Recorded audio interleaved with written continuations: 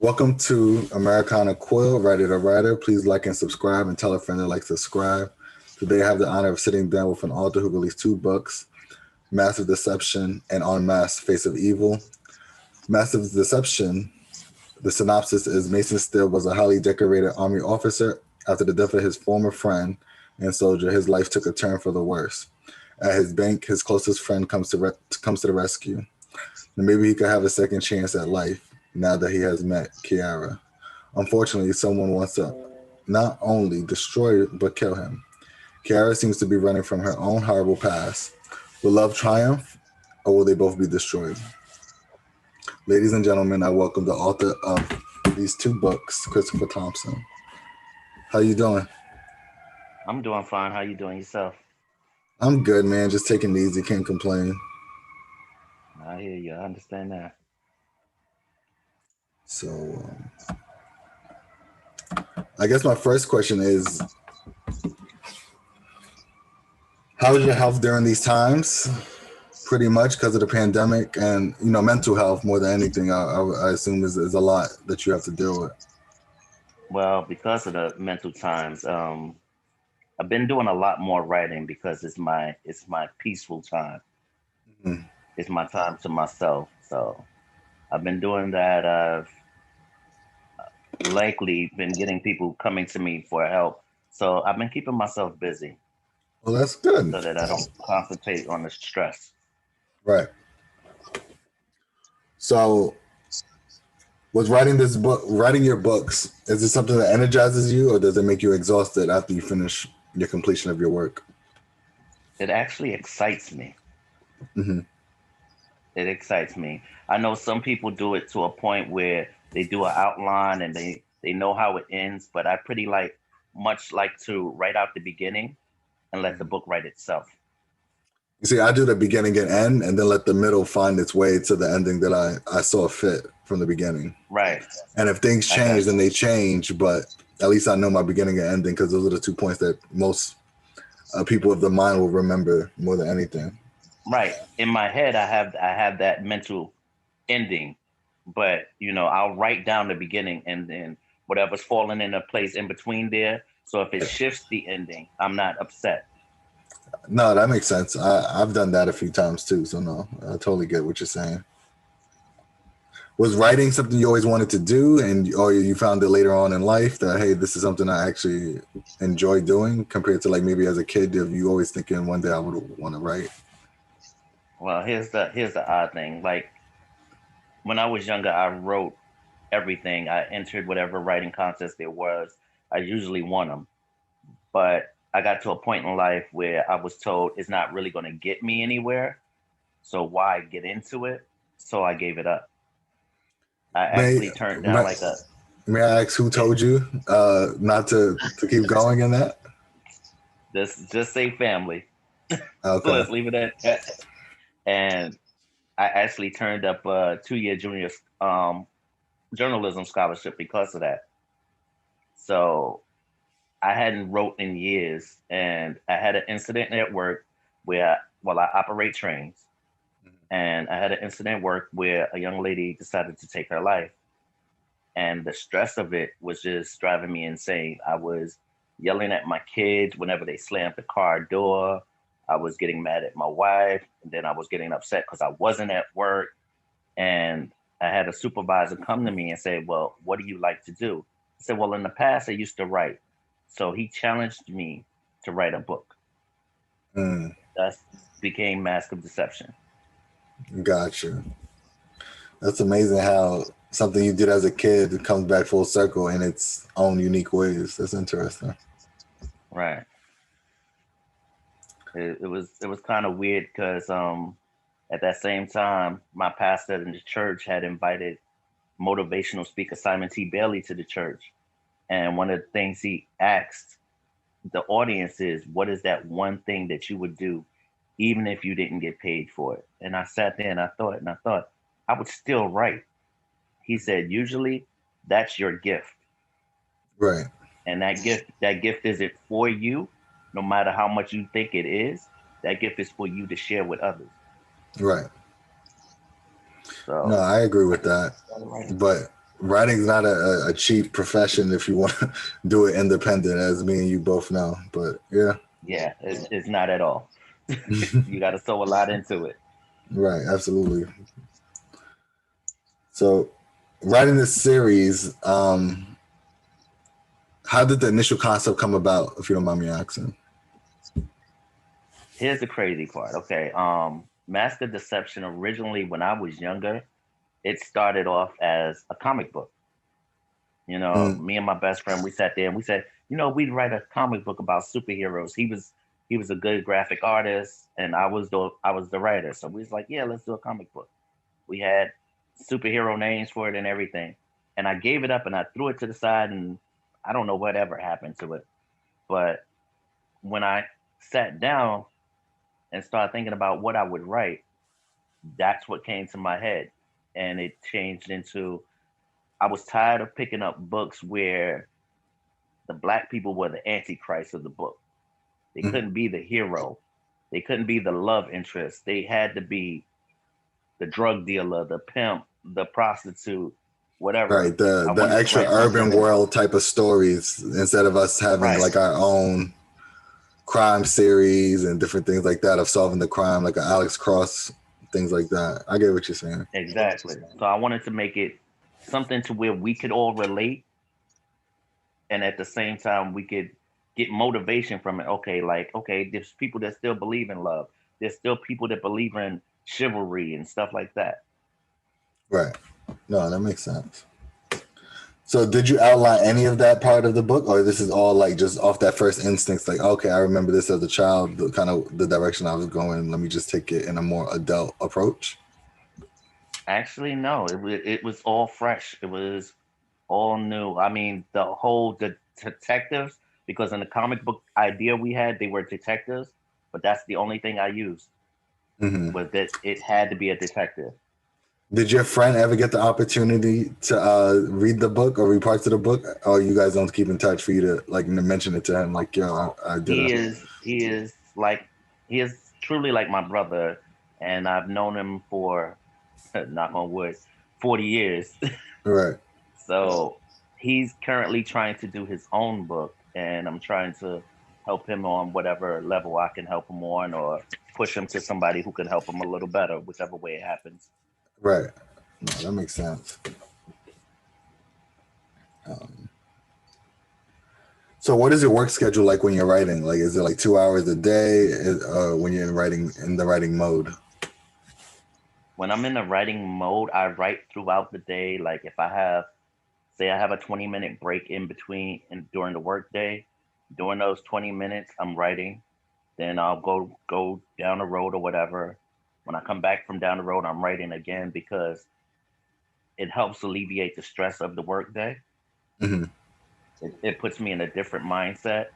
And the fact that I sit and write, and a lot of my coworkers have personally bought the books, Hmm. they continue to motivate me because they're like, okay, when are you coming out with your next book? Or are you coming out with the third one to this story? What's going on? So Hmm. they kind of help motivate it.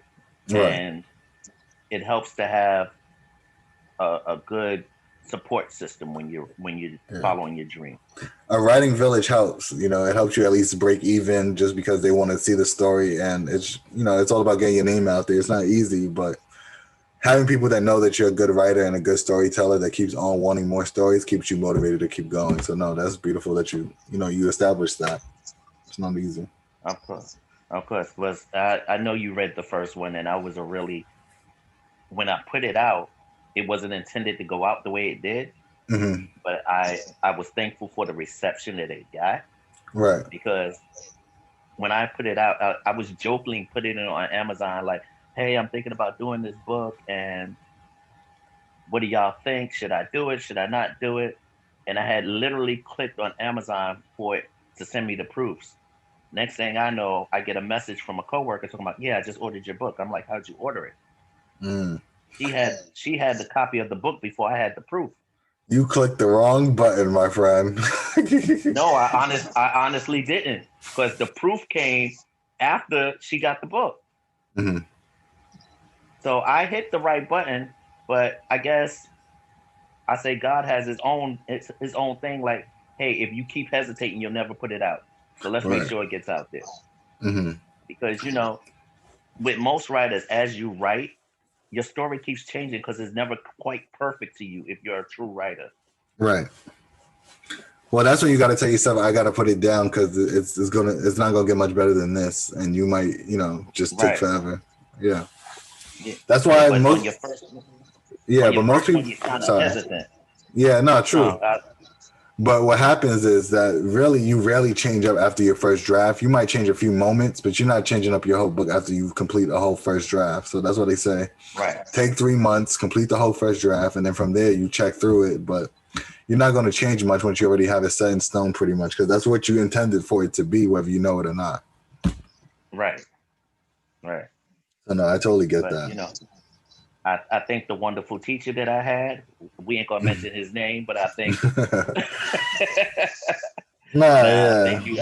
I thank you a lot, cause you helped me to get through a lot of it and understand it a little better.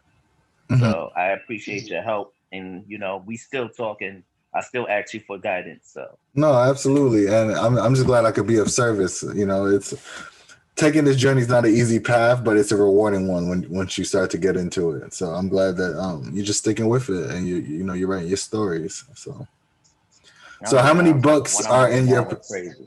how many books are in your potential series? Or is it like a trilogy? Or are you trying to do 5? I really don't have it set in stone. I want him to have his own continuing series. I want to do different storylines, different plots. I got a whole new direction for it for the next one, but I want to be able to write other books as well because I don't want to just be known for this series. Yeah, you don't want to be pigeonholed. Um, That's why I wrote standalones first, and now I'm starting to do series. right, So right. my first crime series I'm doing because I read your book. I was like, oh wow, crime series. I never thought about doing one. And so mine Okay. is based off the civil rights leader Medgar Evers. If he was to have a grandson, if he survived his assassination, and if he had a Hmm. great grandson, that I think their trade would be like them becoming lawyers since he applied to like go to law school at Ole Miss when he was denied. So him be and a potential lawyer if he has survived his assassination eventually. Right. I made his great grandson become a lawyer, and now he's like fighting crime, kind of coloring outside the lines from time to time to like make sure justice is prevailed. So I have a 5-book series with that, but then I have a spinoff of like another character from like the last book that I plan on writing. I already wrote 4 of them, which I'm going to release all next year, and then I'm going to pace it out after that. But I just wanted to kind of do like the Netflix of writing, where like they have it all out there, where they can buy one, buy one, buy one, buy one, and get through those, and then make Right. them I wait a got you. little bit. So that's kind of I what got my you. thought process was with that. I got you. Because I get most of my views come from like the family. Like my son will sit there and say, "Hey, Dad, I want you to be able to write a children's book for me." So I had an idea for a children's book. I Right. have so many, and it's weird because you forget about the joy of writing you had as a child, but it comes back as soon as you start writing. Then boom, another book is coming into your head in the middle of the book that you're currently writing. So you have Right. to take time and put your little notes to the side so you don't lose your spot, and then continue writing. But it keeps you excited. It gives you so much energy, especially when you're writing it and your characters start to take their own path and the book starts to excite you. Like, okay, I didn't know it was going this way, but Right. yeah, I liked it. you know? No, no, no. It's a beautiful thing. It's more of a it's like God's downloads come to you and you don't want to forget them. So then you got to take the time to write them down, but you got to remember to finish the task at hand, which isn't always easy because then people get motivated to write the next book and not finish the book that they're actually supposed to be working on. So do you give yourself Because tight deadlines? I don't because of my schedule, but I make sure that I at least spend at least an hour a day on my book. On the weekends when I'm off, I'm spending time with the wife. I'm writing, spending more time with the wife and kids writing. So I take time, but I'll give myself like an hour here and there throughout the weekend Mhm. where I'll take a break for me and then I'll go back to the family. You know, Got you. like the wife is working now. I'm doing this podcast. We're working it out, and then we'll spend time together. And then later on, I'll sit down and I'll write. Yeah. No, that makes sense. And I'm sorry, I felt like I cut you off for a second. What were you about to say? Pretty much probably forgot it, but I was listening to how you was telling, how you doing a series, and right now everybody's asking me about other characters in my book, and Mm-hmm. the book I'm writing now is literally about the pastor that was in the first book and his family. So the twist his family takes and what he's actually been through. So this book right now is exciting me, and I'm still in the begin. I feel like I'm still in the beginning phases, but I'm up to like page 182, and I'm still going. Wow. So You might have to do I two don't know parts. exactly where it's gonna go. I may have to. I may have to, or I might just give them one nice thick one, Yeah. because it seems that whenever I write it, then the people are telling me, "Yeah, I read that book in a day, or I read that book in 2 days, and I'm ready for the next one." And I'm like, "Okay, y'all gotta give me time. Y'all Yeah. gotta give me time." I don't. People like when they enjoy a book, it's a quick page turner for them, but they don't know how much you wrap your head around every moment to make it feel like a page turner. So no, I totally get that. Exactly. And one thing I've learned in writing is to make sure that when you put pen to paper, you're descriptive of what you do, because you want to make sure that you pull the person into the book. You want them to see everything that you see in your imagination. Right. Like they're literally standing there. You don't want to say, well, he went down the block. What did he look like? You have no description, but you're just Right. going with, yeah. You No, want to yeah. paint that picture, how tall he looks, whatever. You want them to either have a bird's eye view if they're outside, or like be a fly in the wall inside of a building, pretty much. So no, that makes sense. Exactly. So I like to ask people, who do they write for? Like, I know when I first started writing, it was my mom, and now it's more of like my mom and my wife. Like, if I could get them to like the book, then I know I got something, because they're avid readers. So I got you. who do you write for? When I first started writing, part of it was for me to get over my stress, but it was also for my kids. Mm, I wanted to be able to show them that whatever you put your mind to, whatever you dream, don't be afraid to chase after it and accomplish it. right.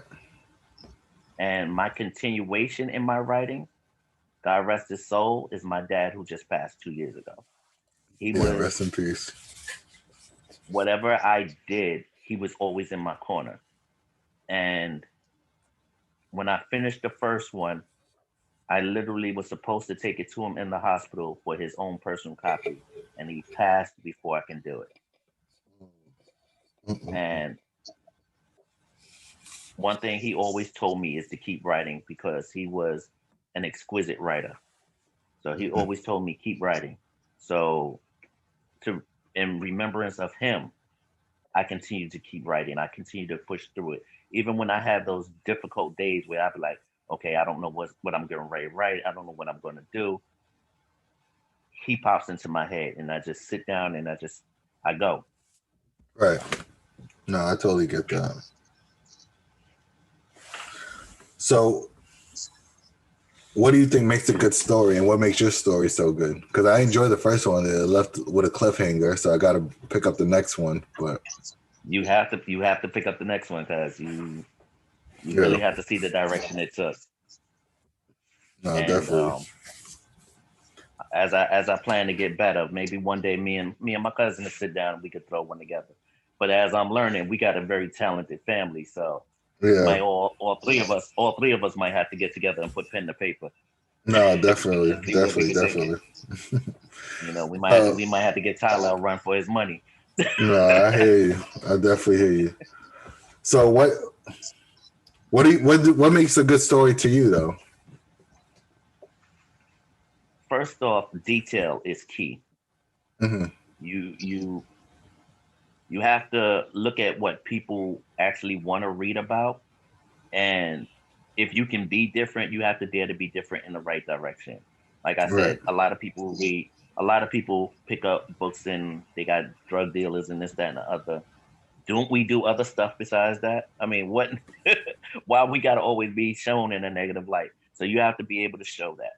You know, you like oddly when I wrote my first book, a family member picked it up. I put a little tease of intimacy in there, and I was told it was a porno. No, it's not a porno. It's not even that. I was like, did you even read the rest of the book? No. So you have to sit down. You have to make Yeah. sure. Sometimes family's not always the best support when you're asking for critiques, though. It's like you got to just say Right. thank you for buying the book and leave it at that. But you have to make sure that when you write, you grab that reader's attention. No, A person's absolutely. attention, person's attention span is real quick, and if you don't grab their attention in the first couple of seconds, you've lost them. They won't read the rest of the book. That's true. They will not. So once you grab that attention, you have to maintain it. No, I agree. And that's why I try to advise people don't overwrite where they feel like the book is taking too long to get them where they want to go. Is to know the rest of the story. It's especially as an independent author, until you build up a brand, writing 500, 600 pages isn't the way to go. If that's how you feel, then make it a 3-part book with some cliffhangers. So no, I totally get what you're saying. Right. That's why I did the first two, the first one and the second one. I left you with cliffhangers to where you ready to read the next one. Mm-hmm. Because if I give you everything, then you're probably gonna be like, okay, that's it. No, but I think that's the mastery of a series where it's like you might end a part of the book, a part of a chapter of like that main story, but like there's something leading into the next book. Right. You exactly. Yeah, it's very similar to episodic series episodes that are like continuations from 1 to 10, like, you know, episodes of like a TV series. Like it all is leading up to like the grand finale, but then even after that grand finale, if there's another season, it's something else attaching the lineage of each story. So no, absolutely. Yeah, I tell a lot of people like everybody's like, well, don't you watch TV? And I'm like, no, I barely watch TV because I write so much. I don't want it to cloud my ideas of what I'm putting pen to paper to. I don't want it to be somebody else's idea that I'm writing about. That's true. But like they say, do you at least read books? Because they say you're supposed to you should at least read more books to make you a better writer. So my favorite writer of all time is Dean Koontz. I don't know why, but he is. I've always been into Dean Koontz series. So I read a lot of that. Right now I'm reading a lot of self-help stuff like Simon T. Bailey. I read him. I have friends that wrote books. I have you. So I try to pick up y'all books and show support of that. Right, absolutely. So that kind of leads into one of my other questions. What is your favorite book of all time? Fiction, and then what's your favorite book nonfiction of all time, if you have two? Oh. My favorite book of all time, it ended up becoming a movie, was Dean Koontz's Watchers. It's about I don't know if you've ever read it. It's about how the government was poisoning the water and controlling people. No, I don't believe. Yeah, it was. It sounds familiar, the TV movie, but like I don't think I ever saw it or watched the book. Right. It was a real interesting concept, and sometimes people write stuff, and then later you can go into a book and be like, wait a minute, he wrote something about something like this happening, and now it's happening now. Like this is crazy. Right. It's like forward thinking almost, yeah. Right. Or foreshadowing a tale that is soon to happen. Yeah. And I don't know if you call it nonfiction, but it's actually a self-help book. But like I said, Simon T. Bailey, I'm into him heavily. So Discovering Your Brilliance by him, it's a great motivational book and gets you to look at yourself and figure out, okay, what is it that I like to do? What is my dream? And how can I bring this dream forth? Okay. You feel like you learned a lot of good habits from that, or a lot of the interesting things that he speaks on? Yes, yes, I definitely have. And I don't know if you haven't noticed that I've created a group on Facebook called Become. It's because of stuff like that that I read, where I feel like we don't push each other to become the greatness that we are meant to be. Mm. So No, if you got yeah, a business or whatever you're doing, I want to be able to help push it forward, help it birth, basically. right.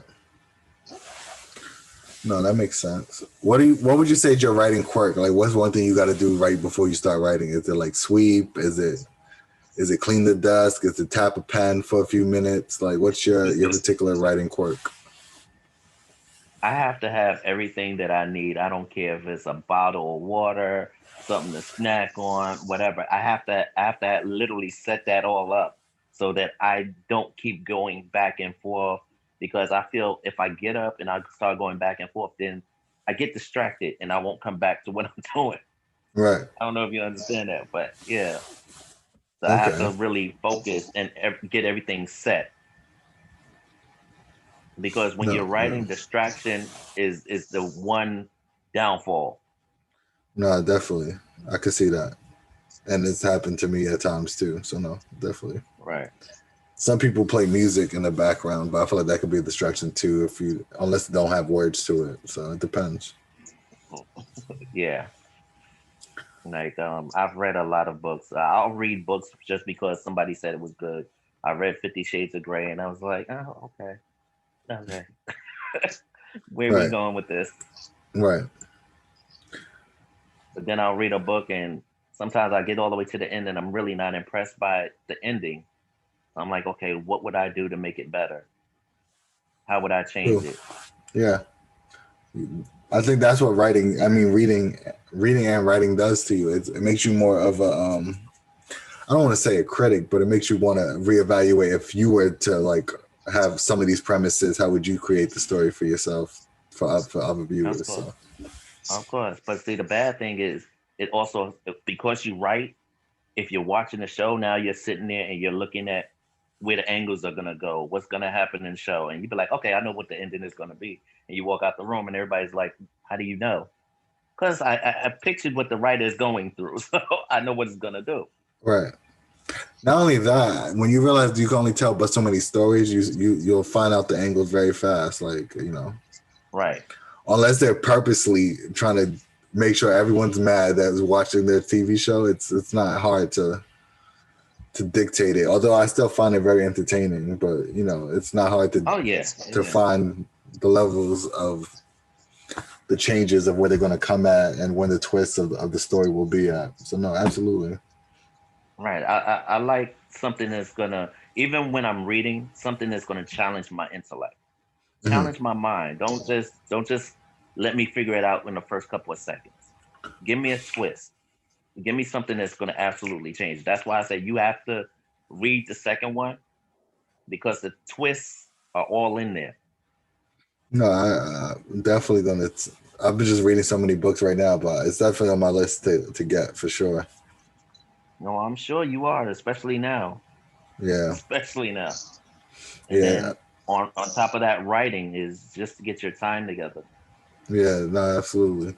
So, how many books do you have slated out to come out for 2021? I'm planning at least three. Mhm. Early 2021, To I'm be gonna released or to like at least have written. to at least have written. Okay, I know for a fact, the one that I'm writing now, Boyce Family Secrets, is gonna probably be out late January. okay, Okay, and that makes sense.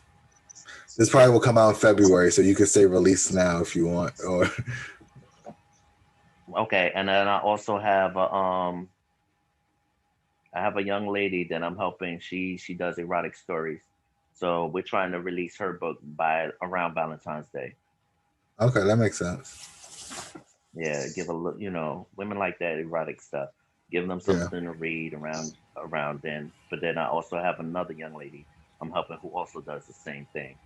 Then I'm helping somebody with a book of poetry. So in between there, I gotta get my time in there. Right. No, that makes sense. Absolutely. And, I'm trying to reach your greatness right now. You know what I mean? I'm just still working at it. You know, just building my foundation, man. Can't And call it. that's okay. That's okay. Yeah. I literally I've been connected with somebody that is great with doing book trailers. So I'm gonna actually release a book trailer for the third one before it's done. Nice. So That's that should be in the next couple of weeks. nice. No, that's beautiful. Yeah, I have 7 books that I have getting ready to be released in 2021. So I'm gonna take a year hiatus after that of even writing, just build up, this podcast foundation of just doing more episodes and different things like that. So, Right. I got just you. But trying to that's build a business around the books now a little bit more. So just working smart and a little hard, but not too much where I'm not enjoying the process. oh, okay. I hear you. I hear you.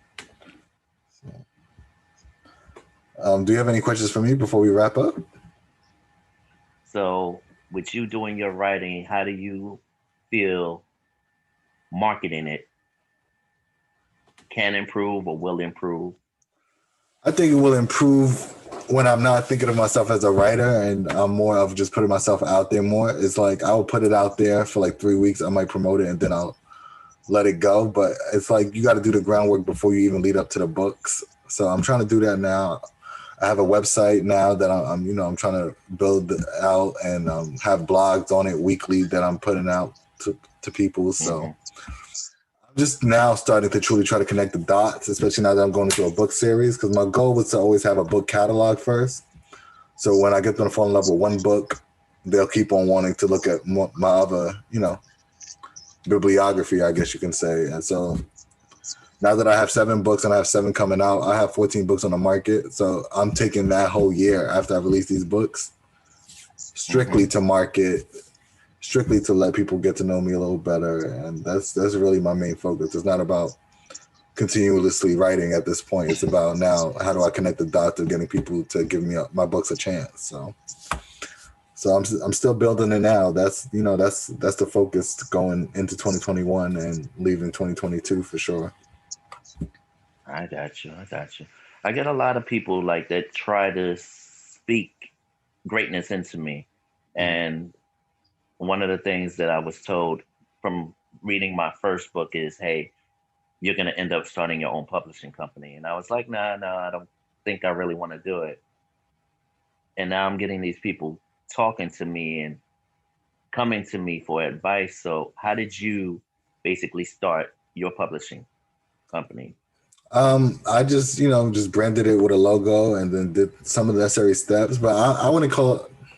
I publish for myself. I wouldn't say I publish for other people, but I'm willing to be a counselor or a coach to help them get their dreams out. But I'm not in a position to give them a book deal or anything like that. So I wouldn't call myself a publisher, but I do try to advise them creatively if they need it through either me ghostwriting for them or co-writing with them. So I offer those services where it's like I'm putting labor in with you to help you get your goal out, but the I wouldn't call myself a publisher for them necessarily. But I publish for myself, but it's all underneath the umbrella Americana Quill, where I ghostwrite, co-write, or screenwrite for people. So Okay. just staying creative. That's all that is. So, in beginning your screenwriting, how is it different from regular writing, guys? It's just different structure, really. Less details, but enough for where the director can take it wherever they would see fit. That's kind of Okay. how it is when you write a spec script. You kind of just write the bare bones of it with like the dialogue kind of helps tell the story and the description of the action of the character movements, but you don't necessarily describe the color of every last thing in a screenplay the way you would do a book. Much I less got you. colorful. By the way, congratulations on your film. Oh, thank you. I don't know if you got a chance to see You're that. welcome. Yes, I did. I did watch it when you put it up there. I made sure I watched No, it. I appreciate that. I'm glad you liked it. Yeah, that was me, and a good friend, Greg DaCosta. He was the director. He kind of brought me in to help me, to let me write a little bit on it, and then I had the honor to also be a producer on it. So I'm just, just grateful that I was able to be a part of that project. It won a few awards too. So just overall, I just saw grateful. that. I saw that. Yeah. I brag about it. I said my family does great things. I said, I appreciate that. I appreciate that so much. Yeah. Thank you, cuz. So I think with everybody that, asked me like, who motivates you, and I said my little cousin actually motivates me. He said, if you ever go onto his Amazon authors page and just read how he started and his struggles of actually how he made it, and he's still doing it, I said he'll motivate you. no, I So appreciate that. I said, thank you. No Thank you. problem. You ain't gotta thank me. I gave you the gift. I just recognize it. No, I appreciate that. So I think I'm going to wrap it here, but pretty much we do a quote of the week and the lyric of the week. And the quote of the week is from Robert Collier. I don't know if you ever heard of him. Okay. But the quote is, success, the sum of small effort, is repeated day in and day out. So I just think that's a great quote for writers, because it's, it's the small things that you do that leads up to you actually having a book. A chapter a week, writing for 10 to 20 minutes, whatever time you have, as long as you stay on your pace, you'll eventually get the results you want to yield out. So that's that. And then lyric of the week comes from a particular artist. Let me see if I wrote it down.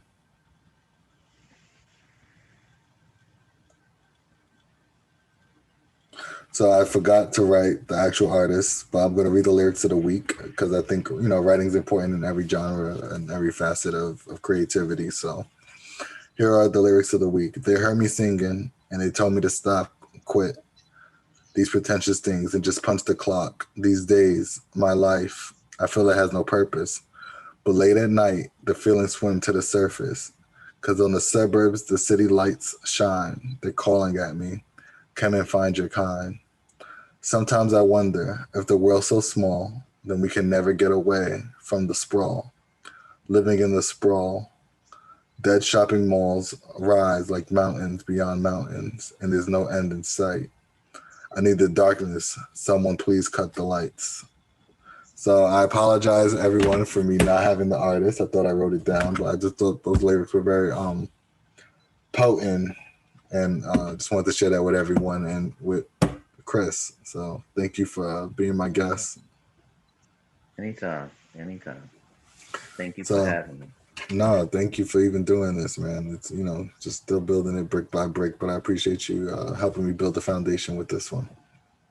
Oh, definitely. You're gonna help a lot of writers come to light. One thing that people got to know is everybody has a story. You just got to learn how to write it down. True. And with that said, this is Americana Quill, writer. Y'all have a great day. Take care.